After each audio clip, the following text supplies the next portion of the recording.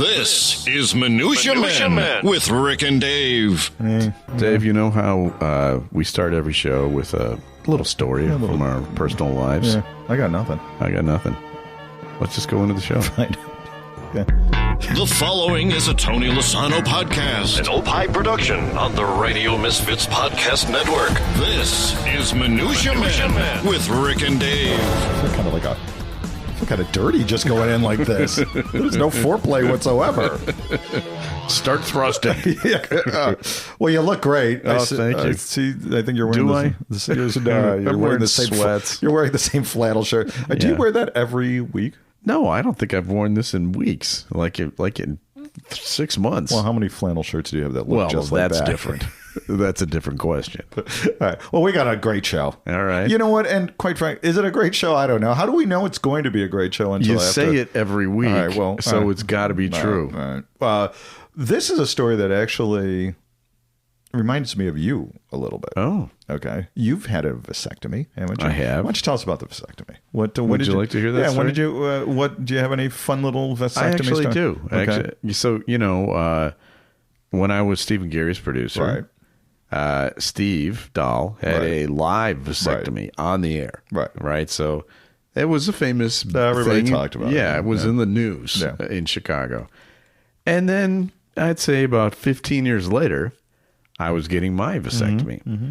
And I was at Northwestern Hospital downtown, which is a teacher's school. And so So the students, like C- students, are in teacher schools too, right? Well, there were 8. This is Northwestern. Right. I mean, it's Northwestern University. Yeah.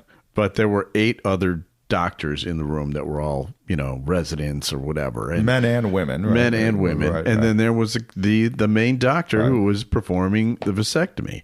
And he's making small talk with me as he's, taking up my vas deferens and tying it into a knot or whatever the hell they're doing down there. Yeah. I wasn't watching. Yeah. And all of a sudden he says, "Well, wait a minute. What's your name?" I said, "Rick Kempfer." He goes, "Are you the Rick from Stephen Gary's show?" I said, "Yes." And he goes to all the doctors behind him. He goes, "Hey, it's a guy. Remember that live vasectomy? Because this apparently live vasectomies among vasectomy doctors is that's all they talk about. It's the Super Bowl. It's like this is the guy right here. He was on that show. He know." And so now all of these 8 doctors who are surrounding this other doctor now are and your testicles and looking at my testicles. Now, not only have a visual imprint of me and my testicles, they know who I am. They know my name. They went home and they told their families and their friends, and they all know what my balls look like. So we've had 2, even though we have 3 kids, we had 2 cesarean sections. Right. You've never had to deal with a cesarean No, we section. had 3. Oh my God. And everybody talks about how hard it is for the woman. I mean, the guy, right? God. You got, so the vending machine's got maybe ho-hos. Right. Exactly. Parking. Did you, Northwestern parking is terrible. So while they're doing and I'm not going to mention the name of the doctor, but he's like cracking. I mean, they're same doctor we had, right? Yeah. Well, and do you know that they have to take out a bunch of organs? They don't take out the organs, but they move them out of the way to get the baby, right?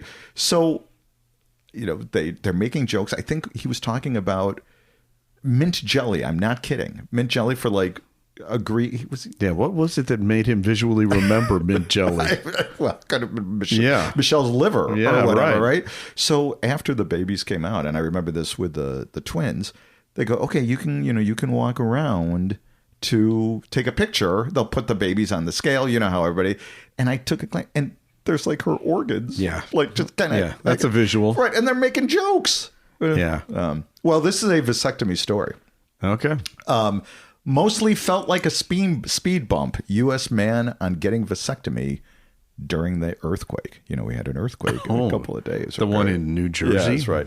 If one has to consider one of the most chaotic places to be during an earthquake, the operating table of your own vasectomy is surely up there on the list. I'd say so. For Justin Allen from Horsham, Pennsylvania, this is exactly what happened on Friday when the New York City metropolitan area had their little earthquake, right? He was getting snippied. Yeah. Right when it was happening. I thought maybe a train was passing by, or it was just or something that happens at the office. Even when the doctor was like, I think that's an earthquake, I figured he was messing with me. But yeah, because they do. They really do mess with you. So they stopped. Everything is fine. I think Alan's vas deferens are all tied up nice and tiny. Alan's wife, Bridget, shared a snapshot on social media of him right after the operation. And the caption was, "This was a sign that we should never, ever, ever, ever, ever have another kid ever, ever, ever again." So everything's good, but this reminds me of one of the all-time great SNL commercial parodies. Ah, yes. I forgot about this. In 1978, they spoof on, for many of our listeners, they may not have been born in 1970, but there was an old Lincoln Continental commercial that showed how smooth the Lincoln Continental is, that they had like a jeweler cut a diamond. Wasn't that what the original one was? Yeah. But of course, in great Saturday Night Live tradition, they did a parody, and this is 1978. You're going to hear Dan Aykroyd, and we've got tape on this. Here we go. Introducing the 1978 Royal Deluxe 2. A luxury name and a luxury ride at a middle-range price. Impossible? We've come to Temple Beth Shalom in Little Neck, New York, and asked Rabbi Meir Teplitz to circumcise 8-day-old Benjamin Cantor while riding in the backseat of the elegant Royal Deluxe 2. Performing circumcision is a demanding time commitment. It requires a sure hand and a steady cutting surface. To show you that our ride is possibly the finest, smoothest in the world, we deliberately picked this road because of its rough, uneven surface. This is an actual demonstration. Our speed, 40 miles an hour. The stylish Royal Deluxe 2 rides smooth because we build it right. The unique hybridized suspension system, drag and pinion steering to ensure outstanding roadability and control. And every new stylish Royal Deluxe 2 offers as standard equipment power front disc brakes.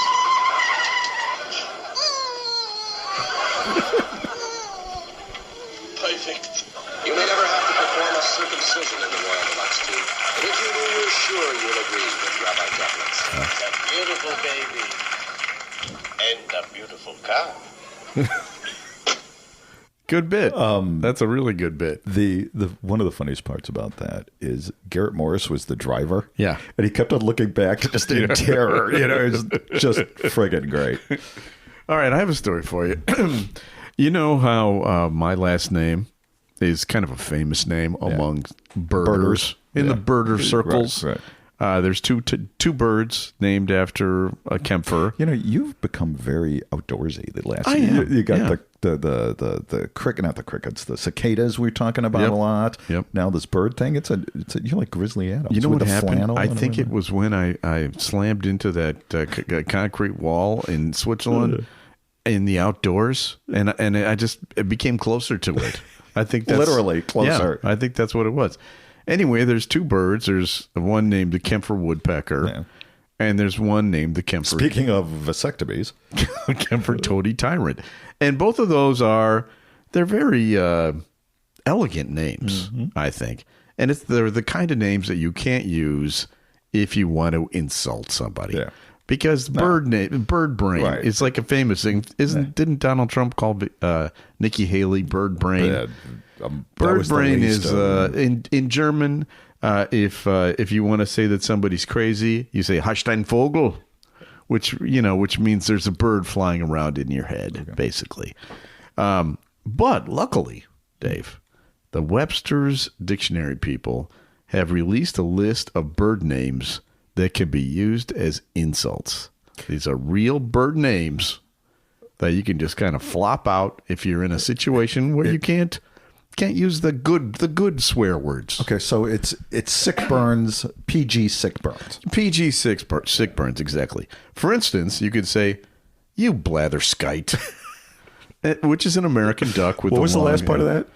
Blatherskite. Okay, be careful who you're saying the skite to. Okay, what their religion is. Okay, here's another one. Hey, get a load of the dirty Allen. Ooh. Yeah, Dirty Ellen is another bird. How about this one? Don't get your petty chaps in a bunch. Petty chaps is a type of gray European warbler. Okay. Yeah. How about this one? Zip it, mum ruffin. That's a small, long-tailed bird of Mum Europe. ruffin. Yeah, Okay. yep. Here's another one. That guy's a meat bird, if there ever was one. A meat bird. A meat bird. Yeah, Okay. just it's a jay that has gray and sooty plumage. Here's another one. Shut your swinepipe. Swinepipe is a European thrush that has an underwing that can coverts red. So this was written by Webster. So Webster's Dictionary. So they did a blog on this, or what did they do? Yes. Here's another one. Dear God, you're a twit twat. A twit twat is a sparrow native to Eurasia that has been introduced worldwide. Very popular in the UK. So this might belie what the Webster's people do. It's like, they've got people that work all year on the dictionary, right? Yeah. How hard could that be? Right. So they're like a lot of downtime. Exactly. So like, what are we doing today? I don't know. Let's just figure this out. Well, I like this one. So thank you for those bird insults, and to all of our listeners, those are free. You can use them wherever you like. And I think our review is going to be apropos for what we just did. Oh. This comes out of Packer Green on the podcast app. They say they offer worthless information, and they deliver. Great show. Wait a minute. What are you saying there exactly? Yeah. All right. Don't forget to rate us, by the way. Go ahead and find wherever they rate things on whatever podcast thing you're on, and give us whatever. Give us 5 stars. We're very technically oriented. Yeah. It's something like that. Yeah. I think that's how it works. Because, each week you're going to get something special, and it's called this. Time now for Studio Walls. And the words of the prophets were written on the studio walls. Rick and Dave. So this is the part of the show where we dip into the Rick and Dave archives, which are vast and go back many years now. And this week in 1990, Dave, the song Rico Suave. Remember that? Oh, how could you forget? It peaked on the charts this week in 1990, went up to number 7 in the nation. The video was world famous. Yeah. We had the honor. One of our first interviews. It was our second interview ever on this particular show. It was with Gerardo, I believe his name is. And here's part of that interview. I watched the video again yesterday. I hadn't watched it in a while, and it's a pretty risque video. Knowing what I know about you now, and you're a pastor, you're the dad of a beautiful girl, right? In Miss California, isn't that your daughter? Yes. Yes. So now that you are a pastor and a dad of a beautiful girl, and you're also Rico Suave, how do you look at that video and that song now today? Oh man, I know, man. It also sounds like an oxymoron altogether. Like it doesn't make sense or fit. But it is. The reality is, I married a beautiful woman, and she, we got some beautiful kids, and my daughter just out of the 3 kids that I have, my oldest, she's very chill. She's like. We consider her the Maryland of the Munsters. She's she's very much the quiet one, the sweet one. My second child, the one that you see was Miss California. She's a firecracker, but and she loves modeling and she loves the business. I've been trying to pull her into singing because she's such a great singer, but I'm trying to wait for that moment when she says, "Daddy, can we get on the studio now?" But right now it's all about her modeling and about her career.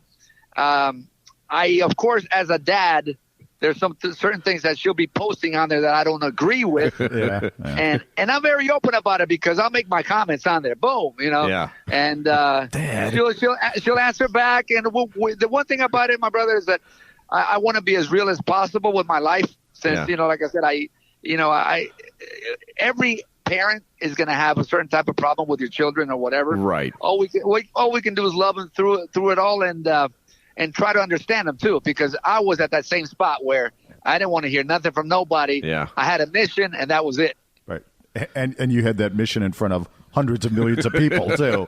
Yes, sir. How did the song peaked at what, number 7, I think it was, on the Billboard. Yes. And this is a open-ended question that could be, can go in any direction. But how did it change your life? Obviously, you went from, relative obscurity to international superstar, shirtless superstar. Yeah. It was.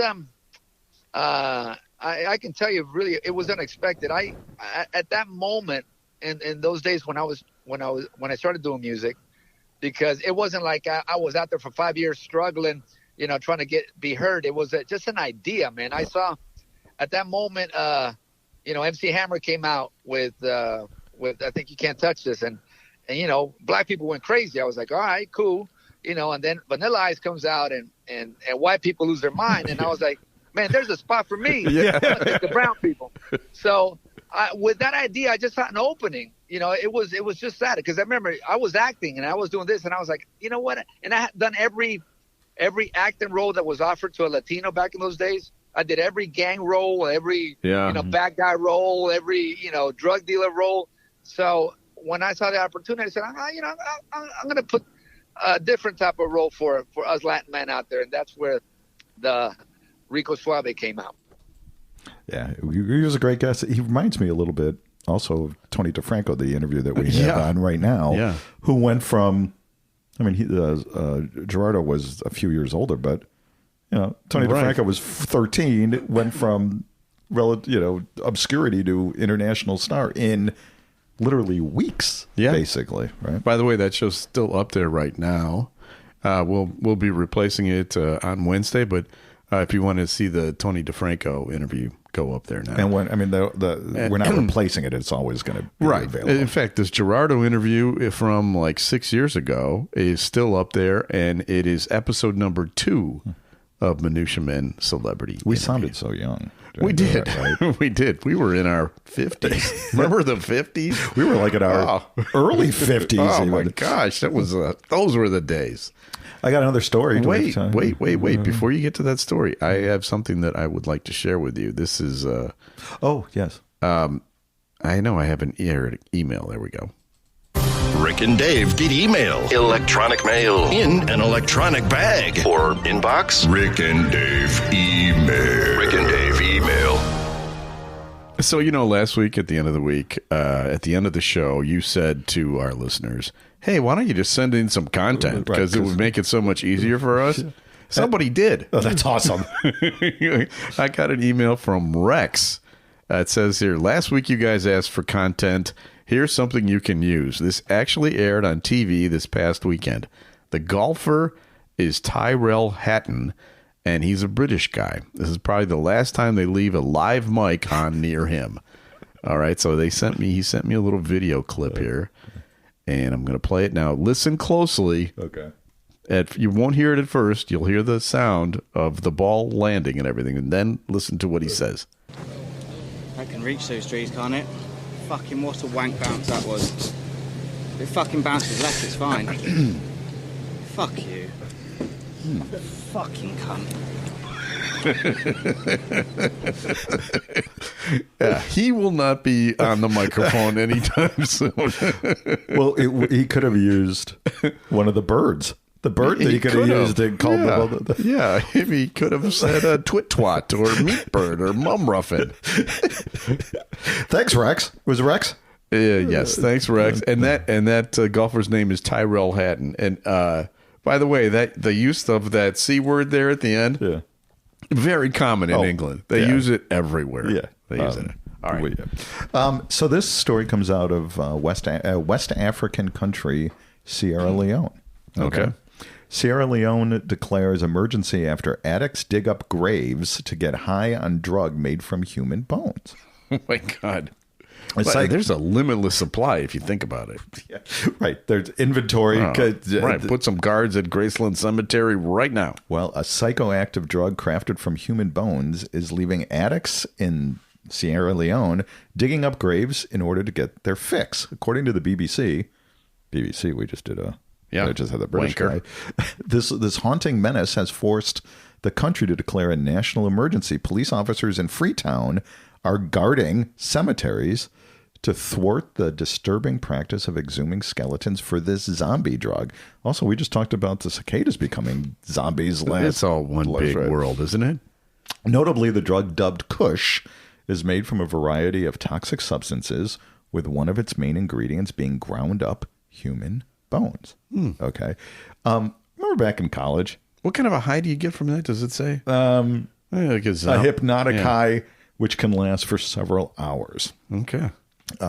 Remember back in college? Yeah. Can't remember the guy's name, but he was your friend. Oh, yeah. Tall guy. Yeah. Blonde guy. I remember his name, but I'm not going to say it. He would do bone marrow. Yeah, he'd grab it out of the garbage can. Like chicken bones. And he would snort bone marrow. Yeah. Yeah. Did it ever? Yeah. I don't know if he's still with us. I haven't heard from him in many years. But, and in some way I'm like, that's very innovative. That's sustainable. We did kind of admire it. Yeah, it was like he really went the extra mile. So do you know what kids are doing now?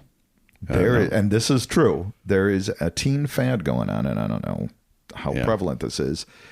Tampons, by getting high, kids are getting high by boiling, I'm not making this up, boiling tampons and consuming the concoction to get stoned.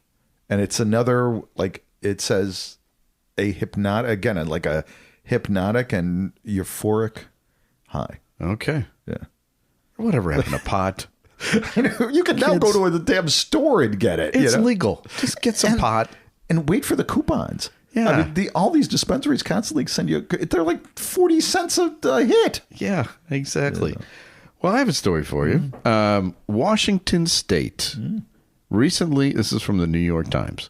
Washington State recently enacted a law that includes wide-ranging workplace protections for adult dancers who have long fought for such measures across the country. The law, known as the Strippers' Bill of Rights, was signed by Governor Jay Inslee on March 25th, and it includes anti-discrimination provisions, mandatory club employee training, and under the law, the club or establishment employees must undergo training aimed at preventing sexual harassment, identifying and reporting human trafficking, and learning how to de-escalate conflicts and provide aid, which to all of this, I say bravo. Well done. I say, because, I haven't had a lot of interactions with strippers. In fact, not really.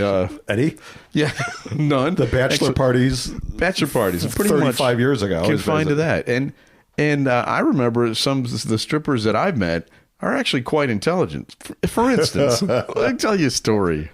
Going back to our friend Vince Argento's a bachelor party, there was a young lady, quite attractive, intelligent.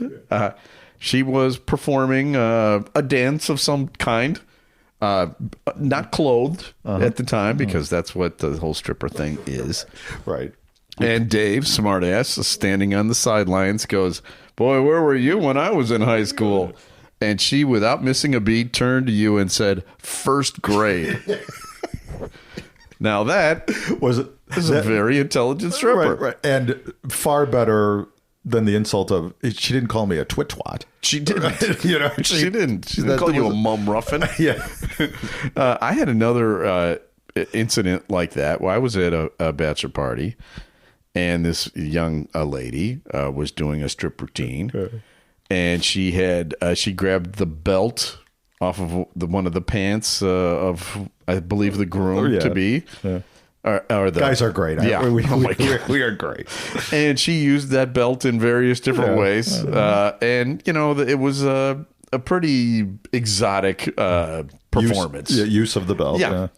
The song that she was dancing to ended, and she stood in the middle of this room of drooling guys and said, "Which one of you is Rick Kempfer?" Have I ever told you this story? I don't think so. No.